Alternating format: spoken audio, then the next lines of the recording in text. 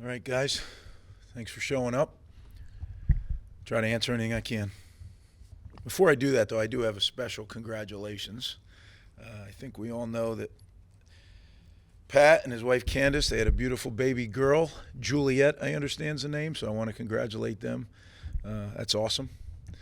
And look forward to getting you back, Pat. So why don't we go from there? Place to start is quarterbacks. How are Gavin and Noah doing? What's their status entering the week? Yeah, we're gonna see as the week goes on. They're both progressing. So what that means by end of the week, I don't know. What that means in practice reps, I don't know. I'll know more probably tomorrow. But we'll continue on as we're doing, right? We'll just keep trying to improve with whoever's available. When it comes to Saturday, how much do you factor in the level of opponent, historic results against this team, and playing those quarterbacks and their health? Like, how much do you value risking their health versus the opponent? Well, I'll never risk their health. I don't care who we're playing. Their health's always first and foremost to me. We're going to win the game. I mean, that's what we're doing. We're going to Columbus to win the game. Will that happen? There's another team on the other sideline that wants the same thing. That's why goals are overrated, in my opinion. We both have the same goal at the beginning of the game. But we're going to do everything we can. We're going to practice. We're going to get ready and go out to Columbus and play our best. When you watch C.J. Stroud on film, I mean, how does he compare to last year, and do you feel like there are ways that he's elevated his game even beyond? Yeah, I think just with experience, right? He's been through big football games. He's seen a lot more defenses, including his own. What he's going against now is some high-level stuff. So when you go against that every day in practice, I think iron sharpens iron a little bit there. So, yeah, he's an elite-level quarterback for sure. Rick, how much of Noah's injury affected what you wanted to do with quarterbacks this year and bringing those two young guys along? Well, we played with one scholarship quarterback in our opening Big Ten game. And I think the quarterbacks are part of it, Steve. But I think we just got to look at it. And I had to stop for a minute after Saturday night because it was maddening. And I had to just take a step back and say, wait a minute. So we're playing with one scholarship quarterback. Our top sacker the first 2 years has missed the whole season. Yet we're playing really well on defense. There's a lot of good stuff going on. And maybe we, by doing some things, raise the expectation of everybody, fan base included. And that's a good thing. That's why we sold that place out the other night. That's why there was an excitement. But I can't let that affect, when I took the job, I told you it's not going to be a linear, straight shot. And we've had some injuries that set us back. Some different things, right? Some top, one of our top recruits injured his knee and was unable to play this year. So I want to make sure that we stay focused on the main thing, and that's getting better. And eventually, as we get better and better, that'll translate into more and more wins. But the quarterback is definitely part of it. When Noah went down, there's your experienced guy. He's got 20 whatever starts under his belt. And that's a nice thing to have to bring the other guys in and see how it all fits together. Once we lose that option, now it's young guys. So to go out and win the first ball game at BC and then continue on to win a couple with young quarterbacks, that's good, right? Was it all stellar play? No, but I don't expect it to be when there's very little to no experience there. But now we're in Big Ten play, and I thought we did some good things offensively. We just turned the ball over twice, and I say just. That's the story of the game. So, yeah, does that have a factor? Sure it does. But our quarterbacks didn't turn it over on the one. We didn't miss the flare route on that drive when we cut it to 2 scores. The quarterbacks didn't do that. So it's collective. And I think the focus, we focus. Our guys play really hard. It's the consistency. As you're building a program, the last thing that comes is consistency. So when you can do it at first and you see it, okay, now we've done it, but now can we do it down after down after down? And when you get good, your team can do that. So quarterbacks are part of it, but it's across the whole team. And just to follow up really quick on the quarterback, since you will lose Noah, the experienced guy, will you have to look to replace someone with more experience in the offseason through the portal? Oh, that's down the road. I think all of that comes up of how do your guys that you're developing, how do they develop, right? If you end the season a certain way with your quarterback situation, then that's less important. If you don't, then it's more important. Everything to me is a fluid situation, and you have to look at it as such. That's why people, they want to lay down these mandates of this, this, and this. How do you know? You don't. They're human beings. They're going to go out and play. The switch is going to flip at some point, and then all of a sudden, well, man, we're set for a few years here. Let's go. So we'll figure it out as we go. I'm optimistic, though.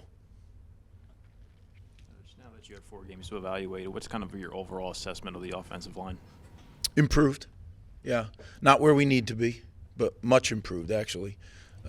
There were some things that we've done in the first 4 weeks that would have had no chance doing the first 2 years. So that's a good thing. Again, we keep stepping up in competition. That defensive front was stout, and there was a lot of them last week, and it's going to be the same this week. So get used to it. That's Big Ten football, right? I think we saw 8 or 9 D linemen rolled in last week. We'll see the same this week. So, yeah, it's what the Big Ten's about. That's why it's the best league in the country. When you went back and watched the tape, what did you see from Simon just in terms of growth and mistakes and learning maybe throughout a game? Yeah. A lot. I think one thing you could say, he is a tough son of a gun now. He stood in there and made some throws, and as he was letting it go, he was getting hit, but he didn't flinch. And, you can't teach that. And the reality is, to try to keep it didn't work so well, but to try to keep your quarterbacks healthy, they have a green jersey on and they don't get hit in preseason. So when do you know? You know when they get hit in the game. How tough are they? And I would tell you that all 3 of our quarterbacks are tough guys. They don't flinch. They hang in there. They're not afraid to run the ball. That was a big step. The other thing I thought when we went no huddle, I thought Evan looked very comfortable. He had command of the situation, and that's another one that you don't know until you do it, right? So that was good to see. So that was a positive. A big picture about Ohio State. You've been there, so you know what the advantages that program has just in tradition and facilities, everything.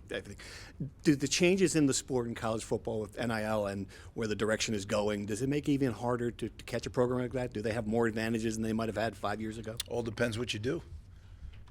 It's an opportunity, as I look at it, to close the gap if we, in fact, have those resources. And it's a different way of thinking, and it's a sudden change. So do your supporters, do your boosters, do your local businesses, do they feel the need? Is it that important to them to step up?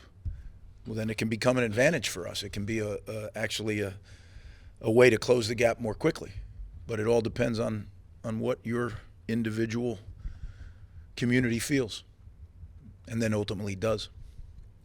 Just Aaron Young, how is he getting closer, or do you feel like he's... Aaron is improving, yes. And, boy, we've missed him, right? He's a multi-dimensional guy. He does it on teams. He does it at running back. He does it at receiver.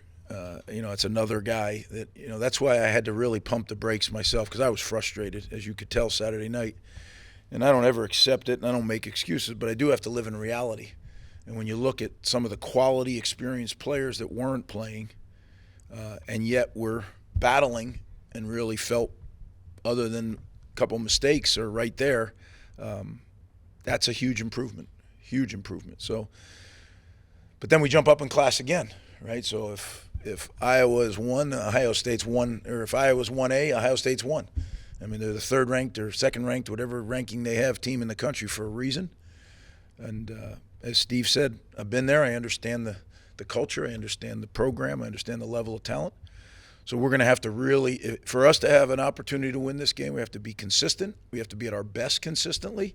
And I just got done telling you that's the last thing to come. So, but you know what? The challenge is great, and that's what I love about this league. So I'm looking forward to it. On that vein, when you came back for the second time, gap between Ohio State and this program obviously was vast. Do you feel like, one, in the 3 years you've made you were able to significantly close the gap in any sense? Or is a game against Ohio State a fair way to, is it a fair measuring stick for this program in those 3 years? Oh, I don't know if there's a measuring stick right now with the program that's established that way. I don't know that. It depends how we play, right? It'll be a great measuring stick if we play well, but if you play poorly against a team like Ohio State, it really gets exposed, right? So you go play poorly against a good team, you might not look great. You play poorly against them, and it's a matter of how many.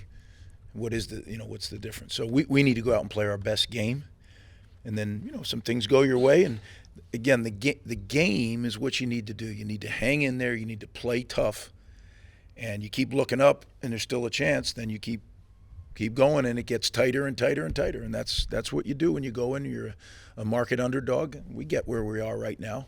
Doesn't mean we're always going to be here. As a matter of fact, we're not going to always be in this position. But it takes time. And that's really one thing that I had to, like I said, do it myself first, right? And then communicate it to people, first my team and my staff, and now publicly, in that there's a lot of great improvement going on. We've lost some really valuable players, as was mentioned today, to injury. Some of them will be coming back as we go. Some of them won't. Some will have to wait till next year to see. But overall, the tide is definitely rising, and we're going out to Columbus to play our very best game since we've been back and see where that puts us. All right, guys, thanks. Appreciate it.